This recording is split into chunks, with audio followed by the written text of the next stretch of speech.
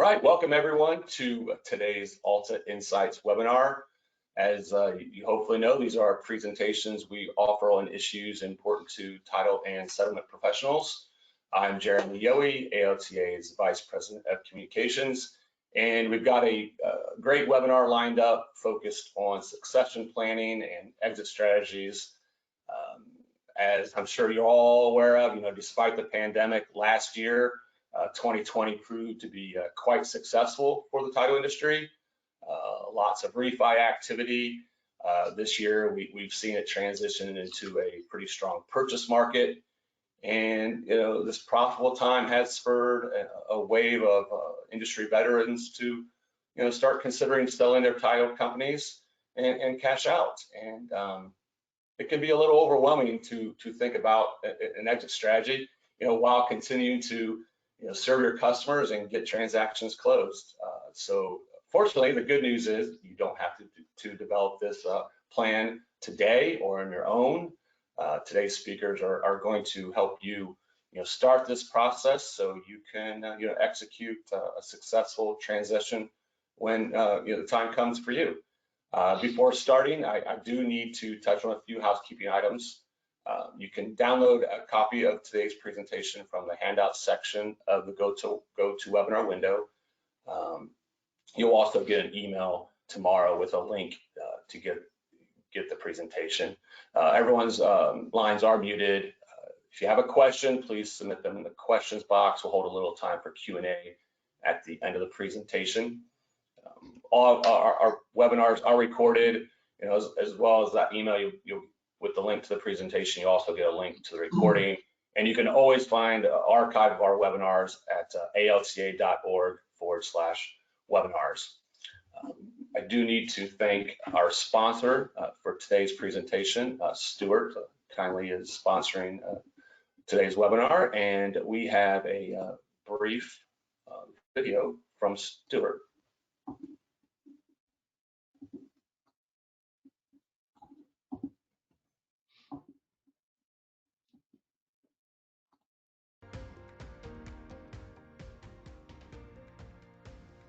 Stewart is reimagining the way we do partnerships. Our agents told us what they needed, and we listened.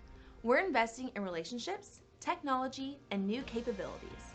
We're streamlining our processes and services by launching new tech platforms, enhancing our search products and offerings, and modernizing our integrations with all the major title production systems.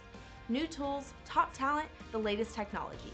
It all adds up to better experiences for your customers and more success for you. Find out why we're the right partnership for you. Reach out to your Stewart representative or email us at agencyservices@stewart.com.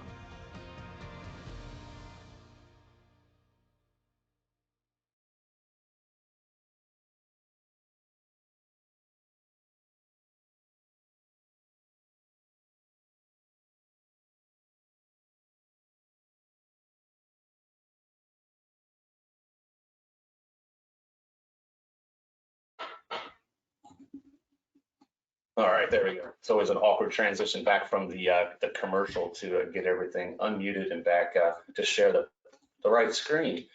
Stewart, thanks for that message, and thank you for partnering with being a partner of ALTA. Let me get into introducing today's speakers. I also need to, while I try to multitask, I'm also terrible at this, so I also need to make our speakers the presenter so they can share their screens. All right, there we go. That boss would be in your part for that. So, as we transition here, join us today. We have Marcus Hunt. Marcus co-founded Title Success Solutions after years of advising friends and colleagues in the title industry. He started several title companies of his own and is the founder and co-owner of South Oak Title in Birmingham, Alabama. And also joining us is Pat Smith. Pat partnered with Marcus to co-found Title Success Solutions, and he works with clients to assist title agencies with succession planning and also expansion and operational efficiencies.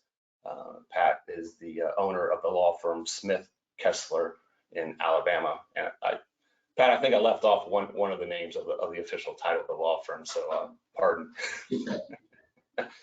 And Pat, Marcus, before we get into the conversation, we had wanted to ask a quick poll question for those joining us today, and just wanted to kind of get a little bit of a gut check for those who are on the presentation. Get a timeline for when you're thinking about hitting the beach or getting lost in the mountains.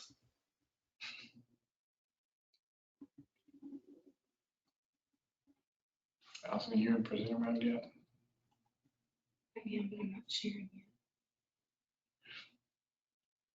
All right, we'll close this up here shortly. About 47% of you voted. It looks like a little more than a third looking at this within 3 years. Another third more than 5 years. Interestingly, 12% of y'all looking at possibly this year. So That's all right. we'll go ahead and close this poll. And Pat, Marcus, I'll turn it over to you for some great insight into this whole process.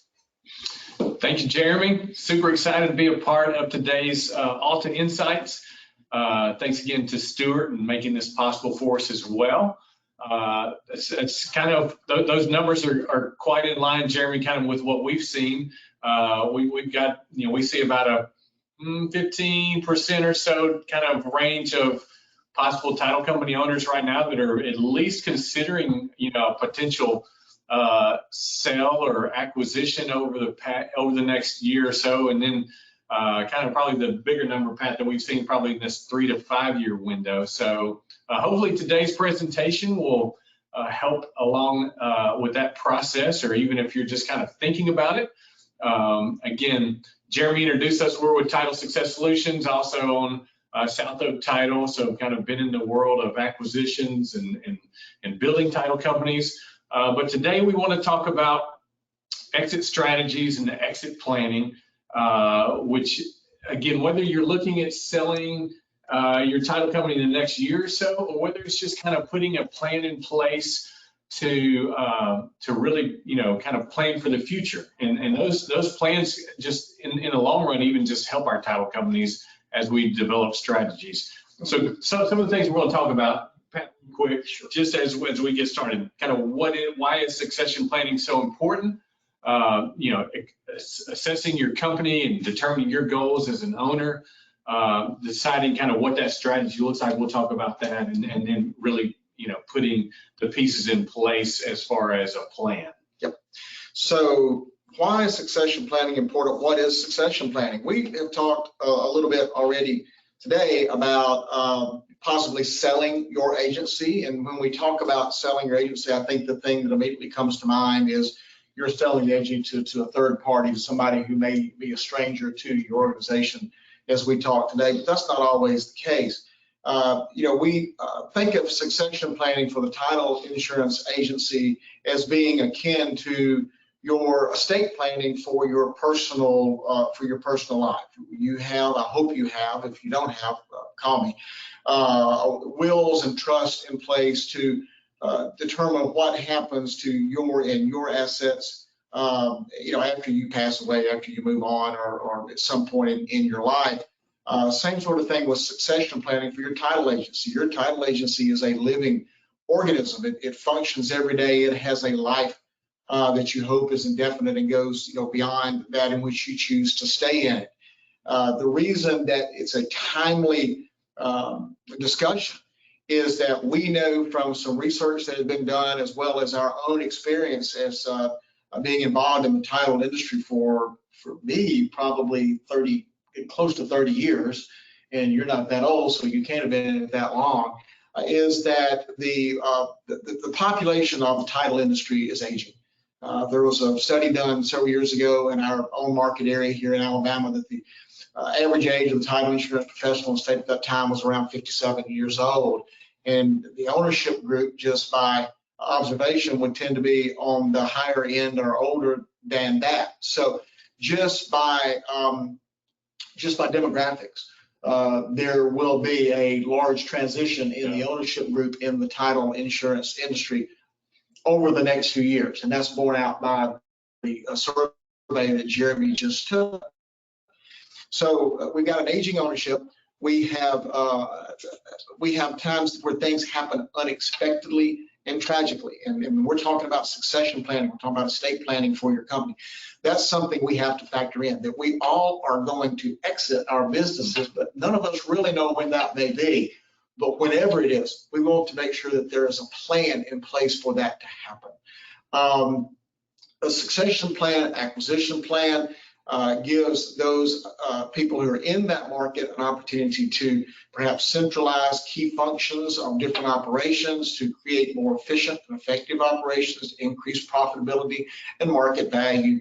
It gives people who are in the market to acquire title companies a place to invest, a place to recognize a good return on the investment. Title insurance companies, we know from the financial statements reviews that we've seen, can be, if managed and run properly, a quite profitable business for its owners. And right now we're in a peak in the real estate market in terms of property values, days on market. It's a warm to hot market where we are. That means that valuations for companies that are in the real estate realm, such as title insurance and settlement services companies, are going to be on an upslope, if not near the peak. So if you're in the real estate, the title insurance industry as an owner, now is a good time to take stock of your company and to see if this might be a good time to sell at a time when market values are somewhat elevated. And Pat, you know, again, we talk about all these things of why succession planning is important. But even if you're not ready to sell in the next 5 or 10 years, just some of the processes and some of the things you go through as far as the preparation only makes your company better. So that kind of rolls us in kind of our first big topic of assessing your company and determining your goals. And so, you know, as an owner, you know, there's some things you've got to do when you take that step back and look at your company. And so we always kind of lead with, you've got to determine your goals as an owner, but let's look at operations first. And we got to look at how well the company's managed. Sure. Because if you got an acquiring company coming in, or again, even if you're just taking a step back as an owner, you want to kind of take the temperature of the landscape and really kind of see, okay, where are the deficiencies with my company? What are some of the things I can improve upon? Again, that will drive and maximize value. And that's what we're kind of talking here. And over the next few minutes, we're going to talk about maximizing the value. And in operations, again, is number one, how's the company managed? Right. How efficient is the management? How effective is the management? Whether that's you as the agency owner or people you brought in to run and help manage the agency.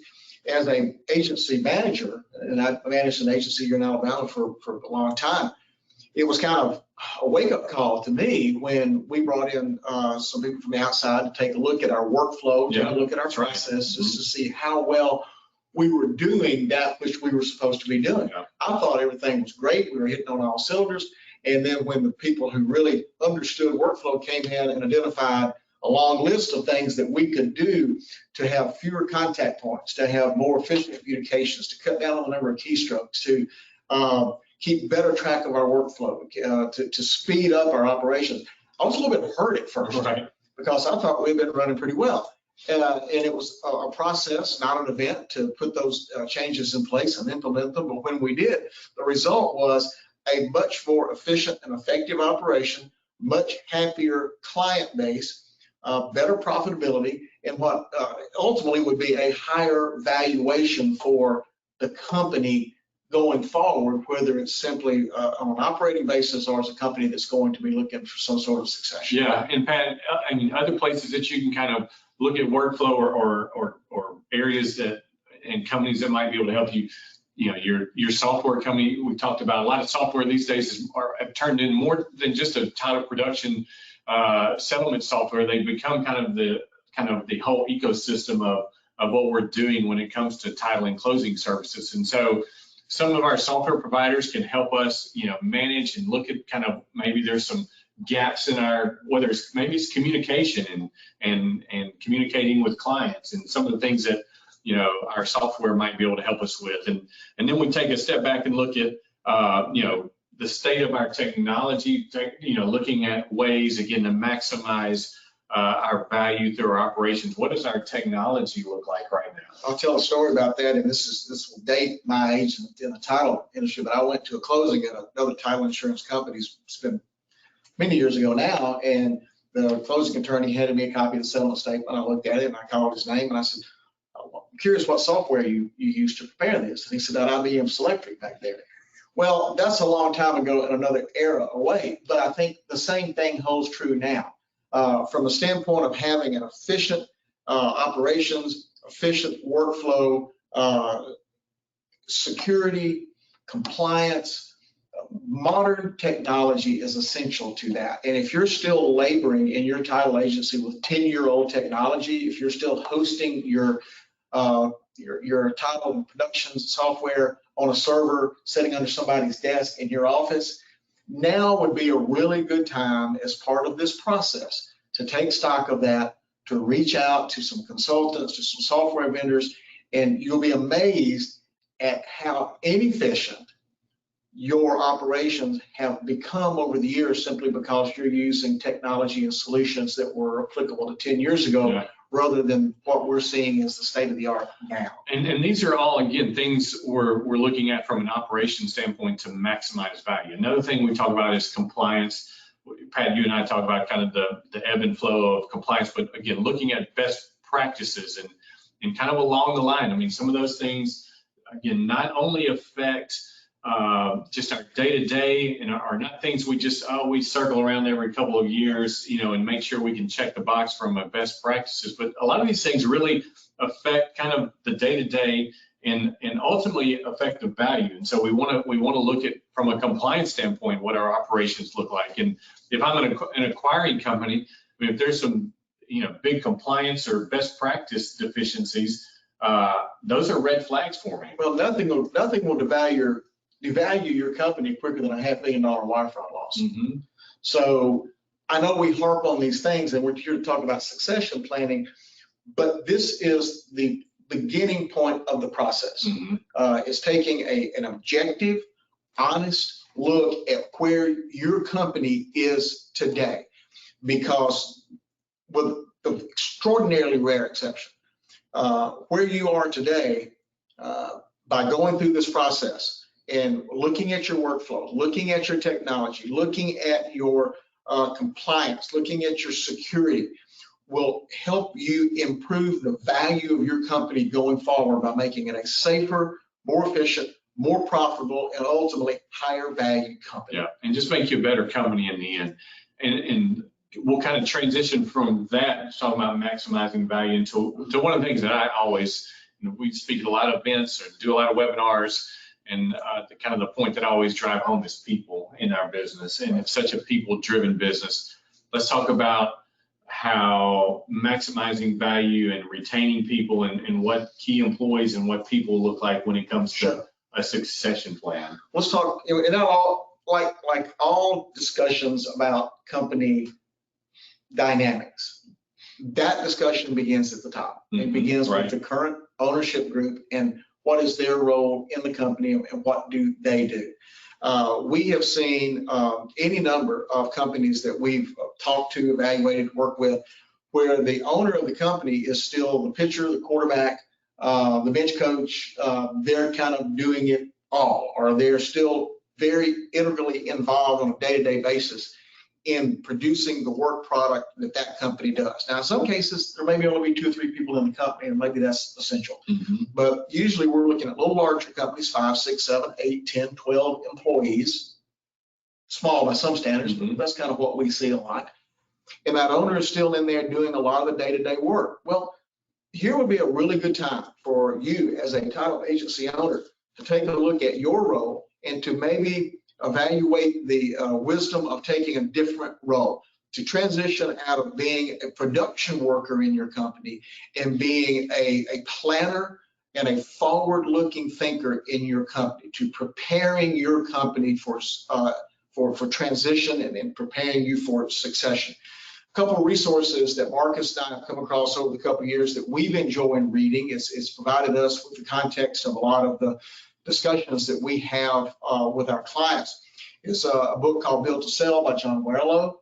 Talks about a lot about this idea of what is the ownership's role in the day-to-day operation of the company and how that can change in order to maximize the company's value. A book that was published several years ago that's been reissued now is called The E-Myth. The reissue is The E-Myth Revisited. The focus there is, as an owner, are you working in your company doing the work of the company? Are you working on making your company better, more efficient, more effective, and higher value? And this is where we urge you as the owner of the company to start sliding out of that working in the company mode and start working on your company. Instead of doing the things that you're doing, look at your employees, select and mentor your personnel who can step into those roles and do what you're doing. Look at your role in the sales and the marketing efforts of your company and start to transitioning those key contacts away from you as an individual to your sales team and to your operations team so that they become your primary client contacts. By doing this, you are maximizing the value of your company by reducing the necessity for you to be there every day. And go ahead. And I was going to say, Pat, and let's be honest, this is probably one of the hardest things that an owner has. It's terrible because it's your organic child. Yeah. You made this. And you and I, we've worked with numerous companies, and one of the hardest things to do is even to, when we're talking about succession planning, even to have someone step back and take the time to go through a planning, session or look at possible acquisition scenarios because they're, so busy. Up to their, eyelids Yep. in, day-to-day operations or preparing closing statements or doing sales or managing the company. And so this really is, and so we get it. We get it because we deal with it every day. We get it. It is a hard task to step away and do some of these planning things. It's hard. I don't care what stage of life and what stage of your company, stepping back and doing some of the planning pieces is a tough piece, but you've got to do it. You've got to start. Let me give you a little guideline here. This is just kind of a self-test. Again, if we were in a room, someone would ask you to raise your hands. We're not going to do a poll or anything, but just ask yourself this. When was the last time, as an agency owner, you had a full weekend away from your business? A full weekend, Friday afternoon to Monday morning, where you didn't go to the office, you didn't check your email, you didn't involve yourself in the business at all. When's the last time you had a full week away from the office where you did this? 2 weeks. Mm-hmm. Have you ever had a time where you could leave your office and go to the lake or the beach or your backyard for 3 weeks and not be stressed and worried about what the company was going to look like when you come back? Yeah. If you don't feel like you could do that, then you're probably in a position where you need to evaluate what your day-to-day role is in the company so that when you do get to that succession planning implementation time, you're in a position where you can do that. And we've seen it both ways. I mean, we've seen, ownership or an operator that has put those other people in place. Yep. And so they really are, when they get to the stage of really evaluating some true exit strategies or acquisition possibilities, they're ready. Yes. And then there's the complete 180 that's, man, there's a lot of work that's got to be done. And it's there, it can be done. It's That's okay right. wherever you are. Yeah. You can get there, but the time to start is now. If you're thinking about selling your company this year, we need to start as soon as you finish the webinar. Right. If you're looking at 2 to 5 years, tomorrow might be okay. Mm-hmm. But still, that's something to start thinking about. Let's talk about other key employees and Sure. members of our team, Pat, as far as we kind of looked at ownership, operators, but we all know, again, this is a people-driven business. Our key employees, everything from key salespeople to heavy lifters, closers.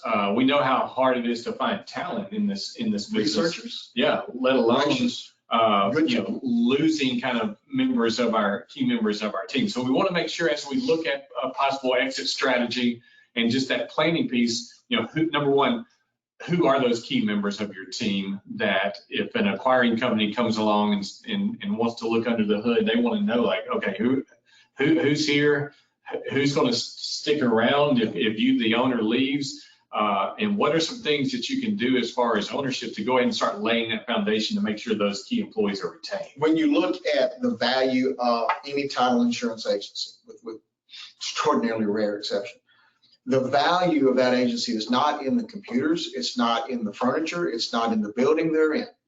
The value of the company, the engine that drives the future cash flows of that company is in the sales and marketing team. It's in the closers. It's in the researchers. It's in the people that produce that work product and bring that work product to market and sell it.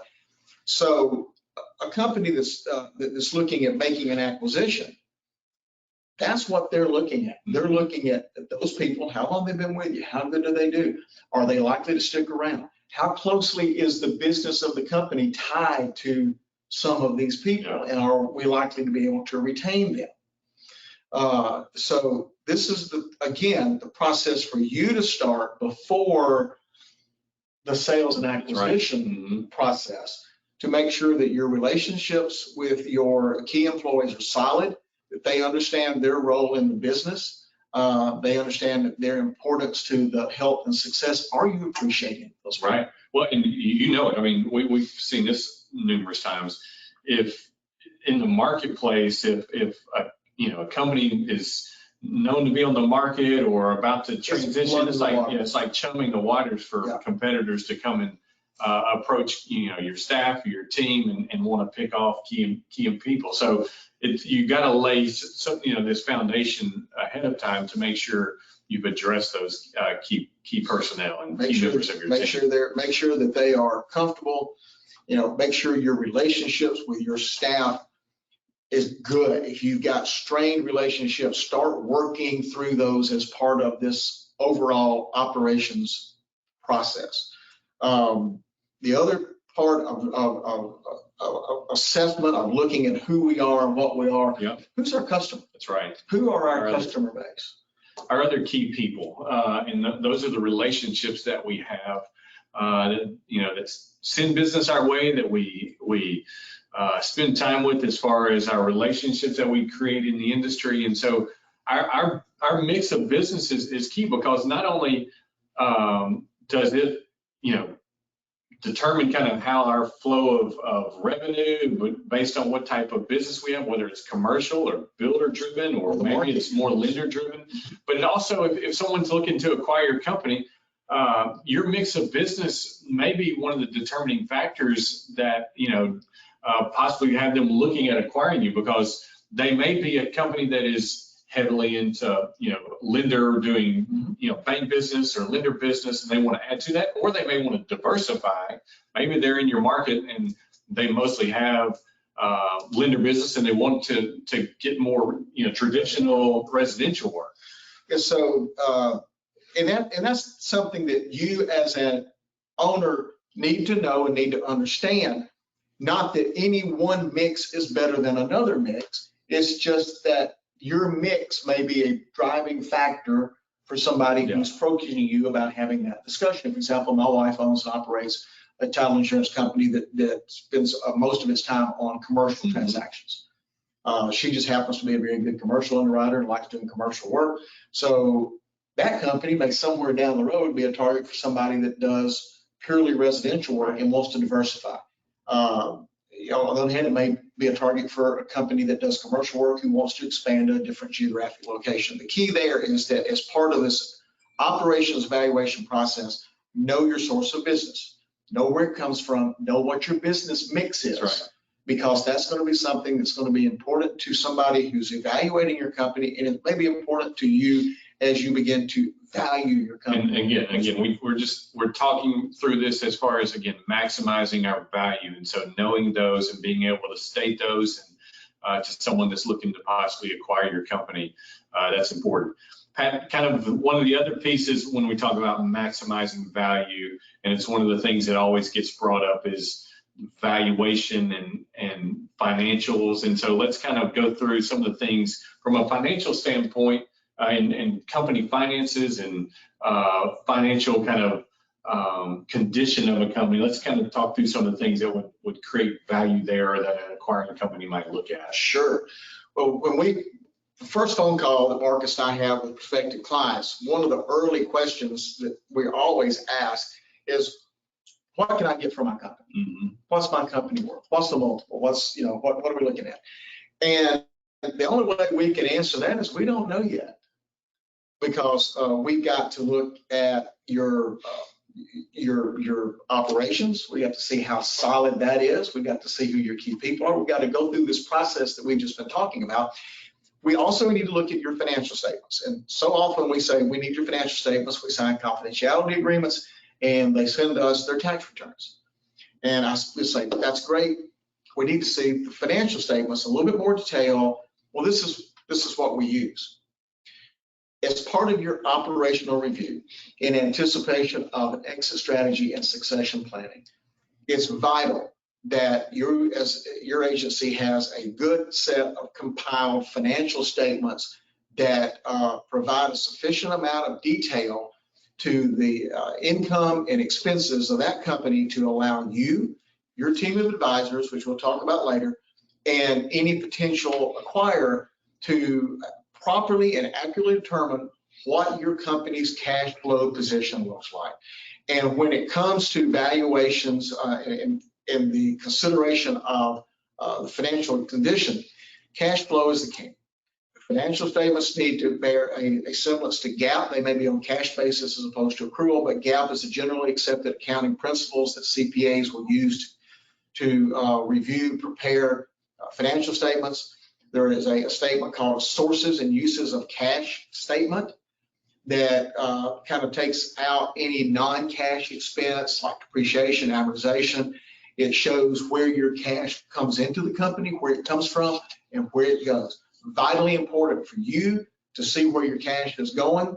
It's not good enough to say we made $100,000 this month and we spent $80,000, so we got an extra $20,000 in the bank. You've got to know where that's coming from, where it's going, because anybody looking at your company's got to know that. There's a concept that we'll introduce called EBITDA. That's not a character from a musical on Broadway. That is a synonym for earnings before interest, taxes, depreciation, and amortization. That is a indication of the available cash that the company has to fund operations. So these are things that just need to be looked at. Yeah, and we'll dive deeper into valuations kind of a little bit later in the session in the program. But again, determining value, I mean, the financial piece is, again, another one of those big pillars of Purify that, yeah. Stuff out that doesn't need to be there. Right. Things that aren't strictly business related expenses. Yeah. If some of your expenses that might be more personal in nature are creeping into that, which happens from time to time, we're not judging or criticizing anybody, but what we want to do, what you want to do is you want to present a true and accurate financial picture of your company, not only to yourself, but to those who would look at that to determine the value of your company. And so, Pat, we've talked about the value, and we've kind of hit three big pillars there, everything from operations to people to the financial condition. Now we want to move into deciding what your exit strategy looks like. And that's a little bit different for everyone. And there's different pieces that come into play here. And so we're going to talk about kind of big picture, what that strategy might look like for you, and some key things to consider as we dive into this section. Ownership. What are the goals of ownership? We mentioned a minute ago, we were talking about people and what's the goals of the current owner. But what is your goal as an owner when you step away? And that's one of the things you've got to determine. Is it just to ride off into the sunset and enjoy time with family and grandkids? Do you have a boat you're going to sell, in the Caribbean? If you've got a boat, you need more money than what you're going to get. Yes. Break out another $1,000. Yeah. And so you got to determine, what kind of your post acquisition or post sale, role looks like. And we've dealt with clients that literally they want to day one planning on exiting. They're out of here and gone. And we've talked to owners that, they just want to move into a little more, comfortable lifestyle. They want to still work with their clients, but they're tired of doing the management piece. And there's all those things that they just want to let go of to have just a better quality of life. And so you've got to determine that. That's kind of one of the first things that we ask whenever we meet with a new an owner that's looking at possibly, planning an exit strategy? Well, we look at your ownership group too. I mean, a lot of title agencies are multiple owner situations. Right. Yeah. Your agency, and when you've got a multiple owner situation, the different owners may have a different goal. They may be at different stages in their ownership lifespan. Yeah. You may have an owner who, for whatever reason, either age or lifestyle or whatever, says, look, I'm ready to get out. I want to go and do something else with my life. Yeah. I want to start a business. I want to make good, whatever it is. The other owner's like, man, I'm just in my prime. I'm just hitting this. We got it going on. I don't want to move out right now. That's part of the succession plan. It's part of the exit strategy. Is addressing those situations and having the proper mechanism in place to where each owner can accomplish their goal. Maybe they're family members, Right. Yeah. who are in the business, who either do or don't show an interest in taking that on. And whether they do want to take over the business or whether they don't, that's part of the consideration for what this exit strategy looks like. Yeah. Finally, you may have employees that have been with you for a very long time, or they're showing great promise in the business, and maybe they would be candidates for taking over that and buying that business. Do they know that? Do they know that they are in a position to where they may have that opportunity? Because if they are, let them know there are things that can be done to start to bring them into that role. That's not one of those things you don't want to spring on, some key employees overnight, or I'm exiting in 6 months, and, good luck on either trying to raise the funds or create some kind of an exit plan. These are things, especially when you talk about family or current employees, that you think might be a good candidate to take over the business, to start really planning out. And a good consulting company or a good, advisor really can help kind of walk through this process, because again, we've seen numerous times, Pat, again, that it's really tough to jump out of the day-to-day. And so sometimes it really does take someone kind of hand-holding through this process and working with a family member or a current employee as far as a transition or acquirer, acquiring partner, is key to kind of give a little longer runway there, because there's a lot of things to figure into that equation. I'm working with a couple of clients right now that have employees that they've identified as being someone that they want to bring into the business, who's helped them exit the business 5, 10 years down the road. And that's exactly what we're doing. We're putting agreements in place to where those employees are starting to get some vested interest in the company, start to get some interest in the ownership and profits, so that they become more involved, ingrained in the business operation as a whole. And then at some point down the road, somebody either side has the ability to pull the trigger and make that happen. So those are things that we look at. And I want to mention one thing before we kind of wrap up this kind of section: tax implications. That's another thing to consider. We talk about having key members of your team, one of them being like a tax advisor or a CPA. But a lot of times, whether it's how the payment is structured, how the buyout is structured, how the funds are received, those all create taxable moments, and we want to make sure you've kind of thought through those as you look at exiting. Yeah, if you jump in and do the wrong structure, you may end up costing yourself far more in tax dollars, or having to pay the tax more immediately than what you would have to. Trusted advisors are coming up in just a minute. We can't talk enough about it, but I do want to talk about some options for exit strategies. Yeah. Even from the beginning of this conversation, we talked a lot about selling the company, and that's with an assumption that that's going to be to a stranger, the third party that's going to come in. And certainly that's what we're seeing a lot right now, but that's not the only way that this there's happen. other ways. There are other ways, and there's some of these things I want to talk about real quickly that need to be in place, even if you think that you're going to look at a sale to a third party down the road. If you are in a situation of particularly a co-ownership situation where there's multiple owners of your agency, if you're a single owner of the agency, and something could happen to you, one of the early discussions that you need to be having with your insurance advisor, with your co-owners, with your family members, is the advisability of a key man life insurance policy that covers the owner's lives. What that does is provide liquidity in the event of an unexpected or untimely demise of one of the owners, that allows the co-owner to purchase that owner's interest, provides funds for doing it, provides liquidity to the deceased owner's estate so that they're not having to rely on payouts from the company. And it may avoid a forced and untimely sale of the company to a third party when maybe it's not the time that that's what everybody would like to do, or maybe not the time when it's the best value.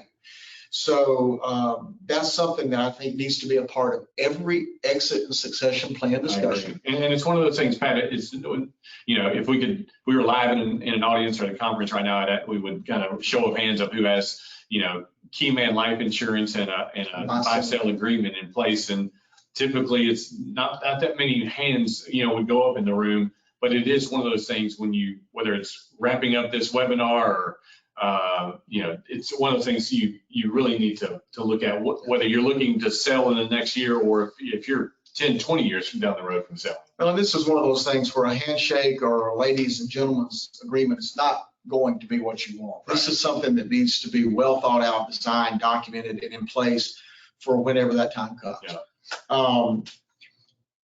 I'll be 60 next month. We're planning kind of a big party for us. It's going to be fun. You can come down. But I'm going to be 60. And the thing about turning 60 is I hope that I have a significant number of years left to enjoy. But one of the what's the word I'm looking for? The people that figure out how long people can live. Oh, yeah, Actuarial. One of the actuarial things that's got to understand is that by age, I'm more likely to become disabled, like not being able to remember anything, than I am to die sick. Same with a lot of us. If we're working in our business, and we're producing work product, and we're there every day, and we're doing stuff, if we suddenly can't do that, then that creates a hardship on our business, because now the business has to somebody has to do that. It could create a hardship on our families if the income that we're enjoying is not available. At the same time, we're talking about key man life insurance, the importance of that. Disability insurance for key employees, for ownership group, extraordinarily important. Right. And there are some group policies out there, we're not affiliated with them, and we don't sell insurance, that provide that protection for the individuals in the company. Again, discussion to have, very important. And then finally, what we talked about a little bit is if there's going to be a over time transition of ownership, either to co-owners, family members, key employees, is having those discussions, putting those agreements in place, determining how that ownership transition is going to happen, what time frame, and how the consideration is going to work. Yeah. I've probably been doing as much of that lately as pretty much anything else we've done, because of some of where the clients are. Yeah, and that's just one of those pieces that, you know, we've talked with clients and met with clients about. They really value, and so much of what they're doing is in their current staff, and that's really one of their goals, is to transition it over to you know, key staff members. So, but that, again, we mentioned earlier, it's one of those things you really want to plan for. So none of these things are done best in the moment. that's right. Yeah. All of these are better, and they have better results if we start now for whenever these things may happen down the road. Right. Even if they happen sooner rather than later, to have begun the process and to be even 1 or 2 steps down the road makes that so much easier. so much easier. And we talk about starting, you know, one piece that we can start now that doesn't really take a lot of additional effort is putting a team together. Absolutely. We can go ahead and identify those members of our team. So maybe whenever something comes up and that You know who to call. yeah, who to go ahead and call. You've got them kind of on standby, whether it's your CPA or tax advisor. Those are critical when it comes to looking at the financial pieces, getting valuations, planning kind of, again, what the tax consequences might look like. So having those as part of your team. We talk, you know, about having a solid business attorney, and we always say it's not your uncle that might be great, you know, Your golf partner on Sunday morning. right? A great, you know, litigation attorney. You talk about a business attorney, and even a business attorney that understands your type of business. And so consulting firms are huge when it comes to kind of walking through some of the process. That's one of the things that we've been able to do, really kind of quarterback kind of a deal, or the work that's being done and kind of be the connecting piece amongst a lot of these advisors in our team. So consulting, companies are good with it, and they help from an operational standpoint to kind of working through all the other kind of areas of your business. One of the key things I think a good consultant can do here is to keep the process on track. Right. We're working with some people now that we have to kind of drag along. Yeah, and that's just because they're busy. That's the environment we're in. It's the markets, busy right now, and everybody is doing a lot of work, and so it's hard. And so we're working with a lot of clients. I feel like right now that our number one job is just to kind of keep them moving down the track. Right. That's absolutely right, and that's one of the things that consultant can do. They'll put together a timeline. They'll put together a work product list of things that need to be provided, and then we need this by next Tuesday. If it's not there Wednesday morning, you can get a friendly phone call, and don't take that as being negative. That's what you want those people to do. To help continue to do things that are in your best interest and to help your company as you continue to grow and develop a plan. Talk about business brokers. Kind of one thing, kind of side note there, I always say again, those that understand the business, understand title companies, understand our services that we offer, and understand how to value and find prospective buyers for those, for our types of business. Commercial real estate agent, if you're selling real estate property, I say commercial real estate agent because this is different than your best customer who brings you $1 million residential sales. This is somebody who understands the commercial real estate market. It's a different realm, as we all know. Your insurance professionals. Talk about them. I just can't say enough about the importance of your insurance professionals, both your E&O, your cyber, your general liability, all of the insurance coverages, including your disability and your key man life. I don't sell insurance. I don't sell anything well. But this is somebody that you need to seek out, get recommendations, and build a relationship, because ultimately they can make this process so much easier. And lastly, it's the last, on our list of, but not least, and probably should be at the top, are our underwriters that really play such a vital role, not only just from a planning standpoint, but also knowing possible acquirers in your market, understanding kind of your market that you're in. They're just such a resource outside of just kind of the underwriting piece and the services they provide, and that they're really truly some of our best partners in the business. We got one that's, Stuart, that's helped sponsor this event, but they're, across the board, our underwriters really are integral in what we do.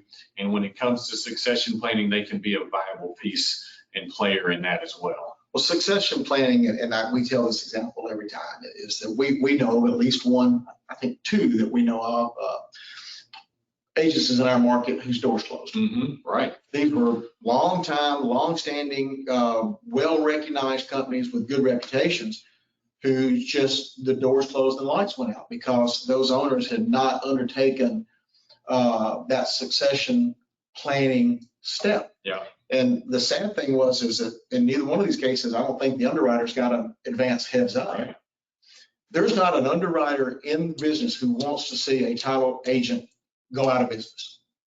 Right. They live off of the premiums that we generate. They don't want to see that. They're a great resource to help you, whether you're looking to sell, whether you're just looking for advice on succession, if you're looking for some help in making those things happen. That's always our first call. Right. It is. It's our first call. So don't think of the people on this slide as your board of directors. This is your trustees, the people that are going to advise you and help you move the process forward to get from where you are now to where you would like to be down the road. And that, Pat, gets us kind of to our final phase of the discussion and kind of what we want to do. We've talked about, kind of creating and drafting and dreaming up kind of what our exit strategy might look like. Now it's really kind of where the rubber meets the road and putting that plan into place. And let's talk about some of the elements that we'll discuss about putting that plan into place and how to move forward with a plan. I have discovered over the years that when I do presentations, I tend to put things together in groups of 3. It's easier for me to remember, and I think it's easy to manage. And here, implementing this plan, We've done the legwork to work on the valuation. We've looked at our role, our people, our processes. That's one. Then we begin to look at that and see how all those factor into the valuation. Once we got an idea of what our company's worth, we've got to find somebody who wants to buy it if we're doing a third-party acquisition. And then we have to put the agreements in place and bring that transaction to fruition. So Pat, let's talk about valuation. Let's take a little, we discussed it briefly earlier. Again, it's the number one thing I feel like people ask us when we sit down with someone for the first time. But valuation, how do we get there? How do we determine it? What are some of the factors that are included in the valuation process? Yeah, so everybody understands the multiple. Everybody understands there's a multiple. Hey, so I understand my company's worth, some number that times our earnings. Mm-hmm. Well, that's kind of where we start the process. Right. And what we look at there is we look at that EBITDA that over a period of years, 3, 4, 5 years, take a look at what those years were like. Did we have outlier years because of pandemics or because of market issues? We look at those pure financial statements. We get an idea of where the business falls within that 3 to 5 or 4 to 6 or whatever time multiple range is the operating factor. Right. Yeah. But that's just the starting point. Yeah. And from there, we start to look at other factors. We look at the results of the operation. How well does the company run? Do we have agreements in place with key employees? Do we have our insurance package? Are we secure? Where do we live? What's our market like in that area? Well, we all know right now Florida's a very hot market. Right. The multiple in Florida now is more than the multiple in Oklahoma. Right. That's just a geographical factor. So what we will do and what you will do is you'll take those numbers and you'll start to build that valuation model by taking the objective factors, what the numbers are, and the subjective factors. And from that, there'll be pluses and minuses, and eventually we come to a range. It's always going to be a range. We're never going to look at, say, your value is $2 million. Yeah. So it's what you said all along. The value is truly what someone's willing to sell it for and what someone's willing to pay for it. And so we try to get, when we're working with clients and creating a valuation proposal, we try to get you that range. But then it really determines, is determined by what someone's willing to come in. They may really put a high value on someone that's got a lot of residential business, or they may put a higher value on a title company that's got more commercial. And so those factors then start determining kind of where on that scale you land. And this is where the second part of implementing the plan comes into play. Is it's not just finding the buyer, finding the right buyer. Right. And the whole deal here is if you've got a range of values for your company, you want to, and we always try to make sure that we're finding the buyer who is going to be interested in that company for whatever reason at the higher multiple.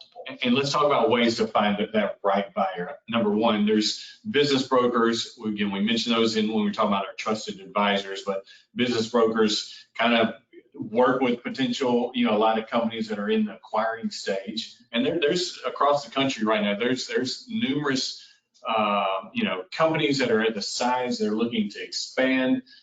There's capital out there right now that allows companies to expand. So business brokers a lot of times know who those players are, and finding a business broker again that's familiar with the title industry is, I think, key and critical. And we keep coming back to this. Could I keep it? Underwriters. Our underwriters are at the forefront. They're sitting out there and knowing. They're kind of the front line, I would say, as far as knowing who's buying, who's selling, and what's happening, and why, the why, and who's doing that, and are really able to give a pulse of kind of the markets too that they're in.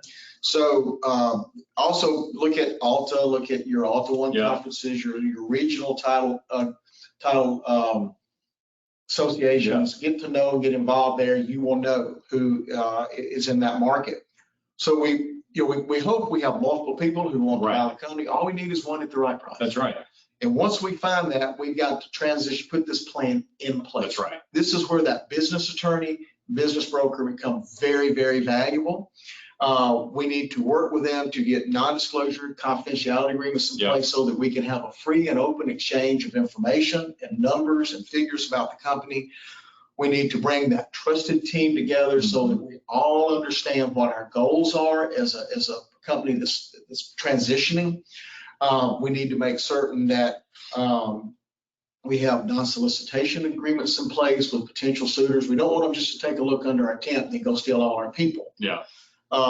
We need ultimately to get to a letter of intent, moving forward to an acquisition agreement. During this process, there's an extensive amount of due diligence that your advisors are going to help coordinate, that you're going to need to provide to those potential suitors. It's going to feel like you had a very thorough exam. There may be some unpleasant things that you have to talk about, but get it all on the table, get it out there, and we'll work through it. So then, hopefully, what that all leads to is this process that has been going on for some time now becomes an event. That's right. The event is closing. It's a post-closing dinner. Right. And we're all familiar with closings in our industry, and so that's always the time of typically celebration and a good thing. We've done all the work and gotten to that point, and it creates this moment of closing, and really then we always say then the real work begins, and that's for another webinar on another day of post acquisition. But really getting to this is we hope you've learned a lot, picked up a lot. One of the things, just a few key takeaways when we talk about exit strategy and planning. Every title company needs it, Pat. Whether you're 5 years in or whether you're 35 years in with your company, you need some kind of plan, and whether that's looking at what my company is going to look like 5 years from now or 10 years from now, or where am I going to be 5 years from now? Where you're going to be 5 years from now. Or if you're in the stage of, I'm in my 60s, I'm about ready, I'm in a 1 to 2 year window, or I may be in a less than a year window.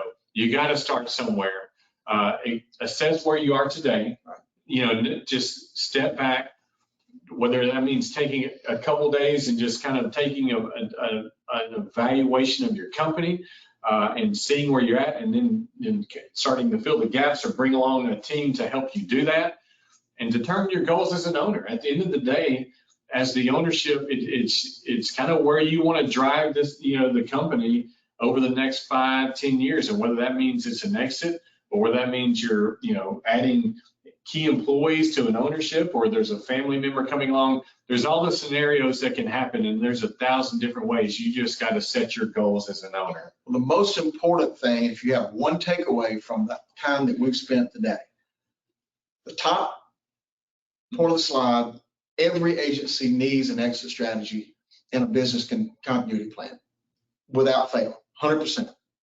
And if you don't have that in place, which I'm guessing is a large percentage, start the process today. That's it. It's never too early. It's never too late. Yeah. Start today. If you have questions, we'll be happy to answer those. You can send them through the system, I think, or you can email us. Our contact information, I think, is going to come up here in a moment. You can send us those questions by email. We'll be happy to get back with you, talk to you about any questions you have, or how we might be able to be involved in helping you in this process. Jeremy, our goal here is to educate and make sure that you get that started. Yeah, and Jeremy, thank you so much for letting us be a part of it, and Alta, and being a part of Alta Insights. We love the content and all the services that Alta provides. And Jeremy, we'll let you take it from here. And if we can answer any questions, or if there's anything that we can provide from this point, but Jeremy, it's all yours. Well, we hope to see you at Alta One in October. Yep.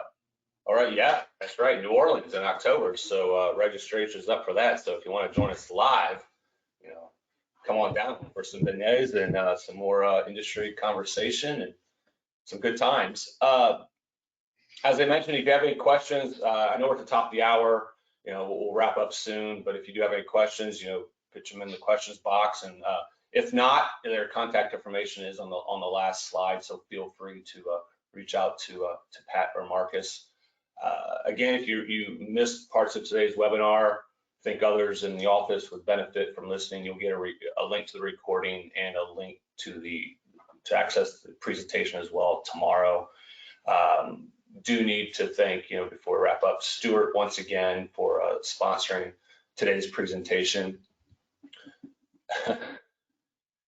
trying to see a few of the questions come in. I had one, and I know you guys help out, companies of various sizes, but I was hoping you could provide maybe a little more color on the types of companies that are being sold. Are they ones that operate in a county or two with, less than 10 employees?